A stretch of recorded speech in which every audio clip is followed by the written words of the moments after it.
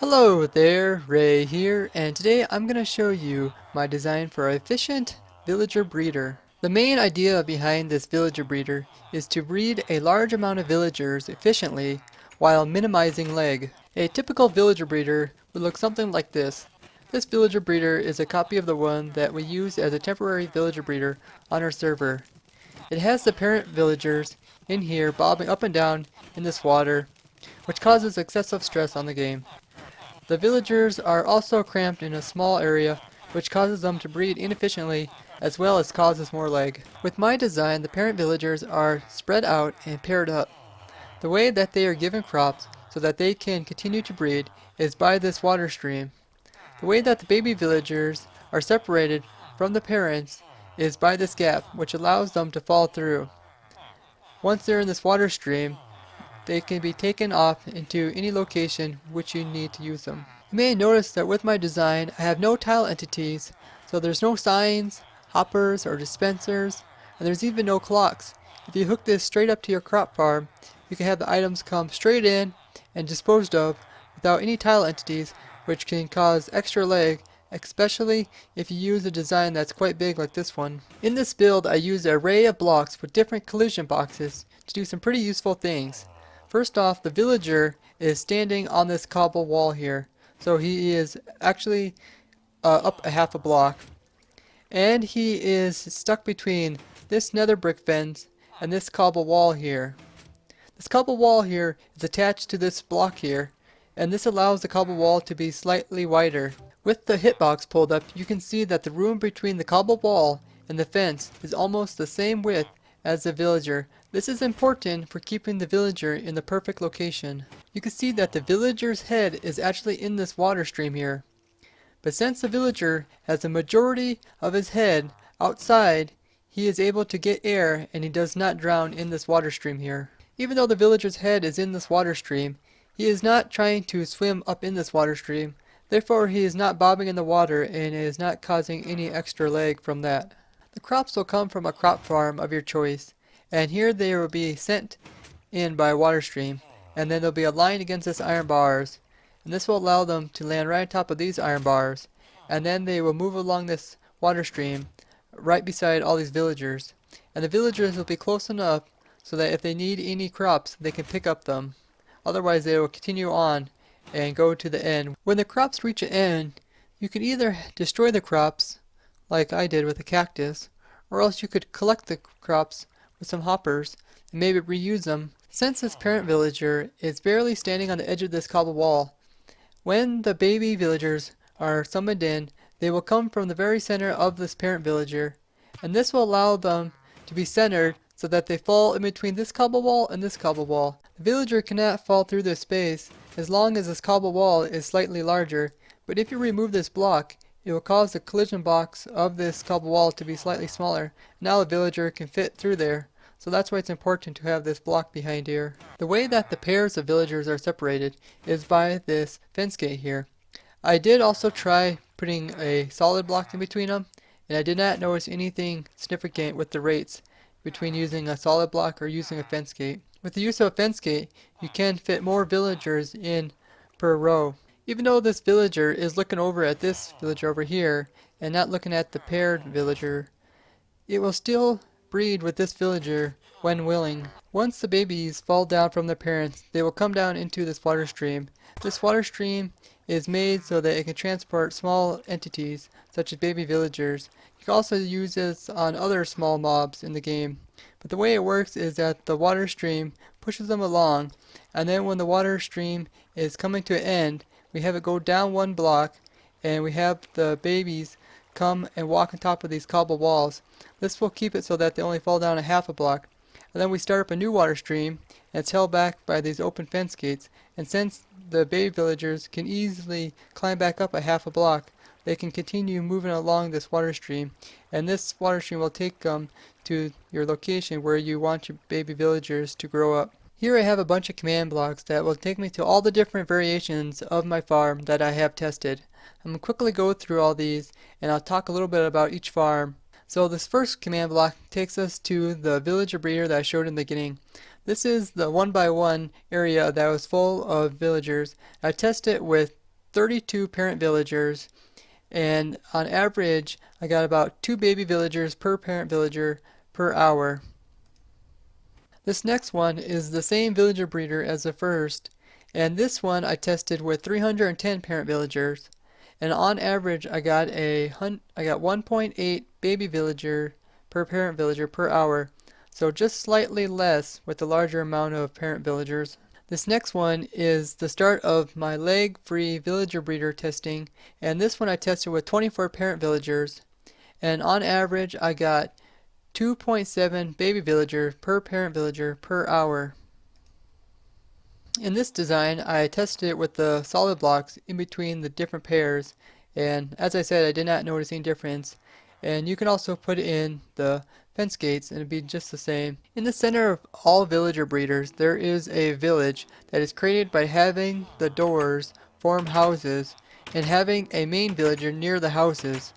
The breeding villagers are within the main villager's village, yet they are low enough to not be counted towards the village's population.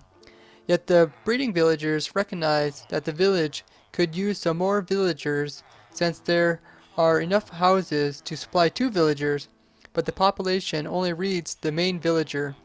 This is how that we get villager breeders to continually breed. While testing, I had this clock that would just send out some carrots to the villagers as they needed it, and then on the other end we have the baby villagers that come out here, and they were just sent down, and with Omeganix's help, one of the ProtoTech server members, we set up this commands that just allowed the baby villagers to be counted and killed as they came through. Next up is the same design with 64 parent villagers, and on average I got 2.4 baby villager per parent villager per hour. The thing to notice about when you start getting into bigger numbers is that the efficiency goes down a little bit, but also that when you get to the 64 villager is that the radius of the village here is 32 meters out, so 64 meters just barely fits within here, and you need to have the breeding villagers within the village, so that's why these villagers at the end just barely are within inside this village over here. But you can put 64 within one row, but after that then you have to start stacking them side to side. Next up is the 312 parent villager variation of it, and here I got 2.4 baby villager per parent villager per hour. You notice that it is similar to this one, and that's why these are approximations, because when you're doing testing, even over long periods of time, there is a period when you just start the farm up and the majority of the parent villagers will try to start breeding, and then there'll be tons of baby villagers coming through, and then there'll be times where there'll be no baby villagers coming through. And if you just happen to stop on a time where there is like less baby villagers coming through, or if you happen to start on times where there is a lot of baby villagers coming through, it can change the value of this just slightly. That's why these values probably look pretty similar. With these bigger size designs, you can see where it helps that the segments are tileable. How this row here can butt up right against this one, and also the fence gates help put more villagers into an area.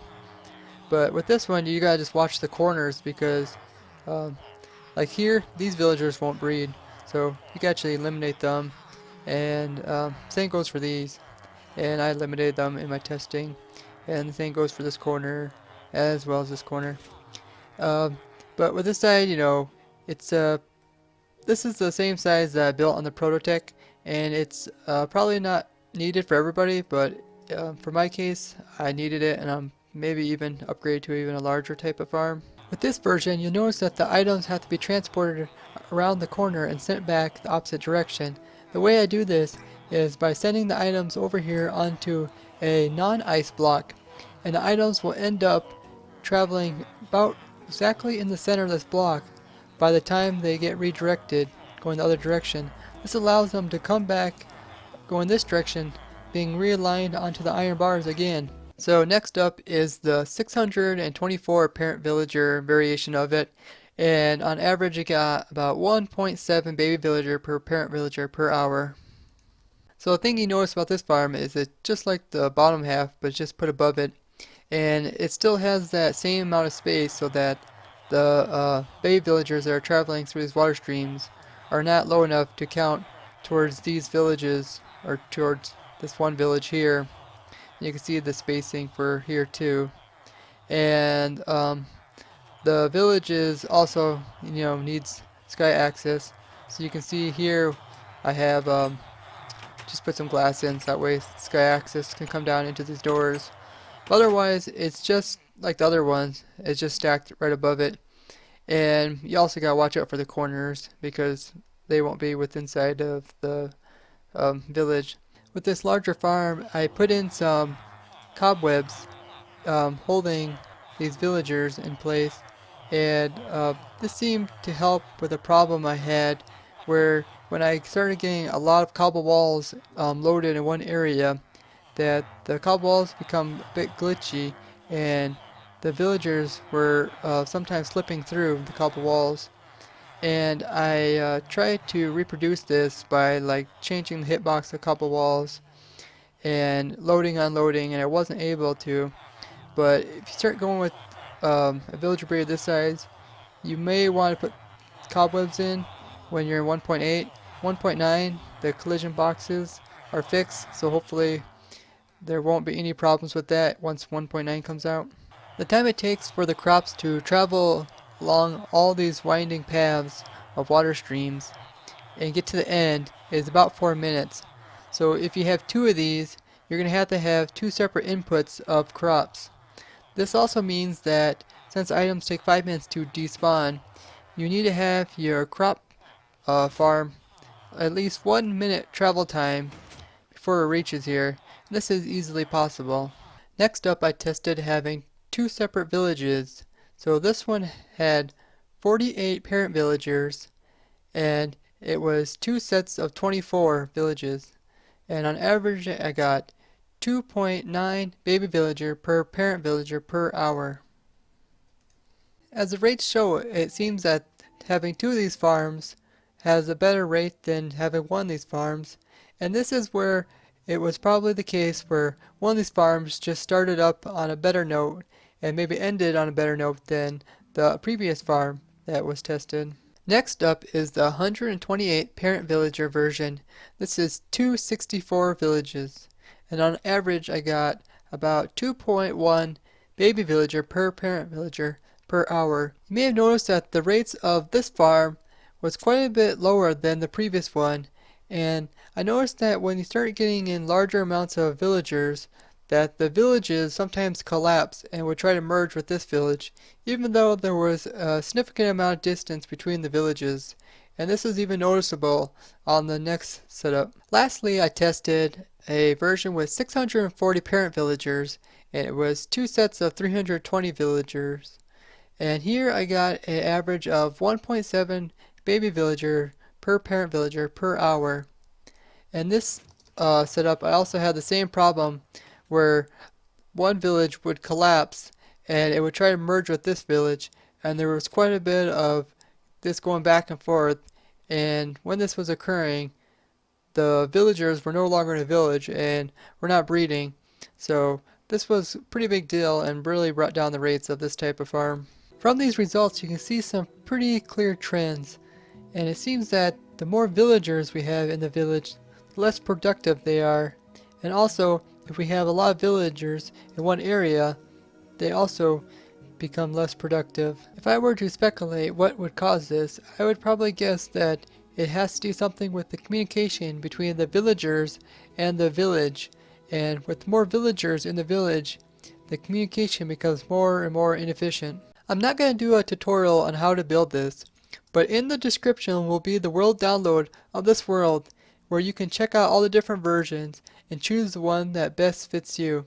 And also down in the description will be a link to the episode where I build the 312 version of this on our ProtoTech survival server, which produces about 750 baby villagers per hour. Also in that episode of the ProtoTech, I show how I get all the parent villagers into their slots and paired up. There you have it guys, a lag-free, efficient villager breeder. If you found this interesting, show me with a like. If you want to see more technical builds, subscribe to my channel, And don't forget to comment. Bye bye.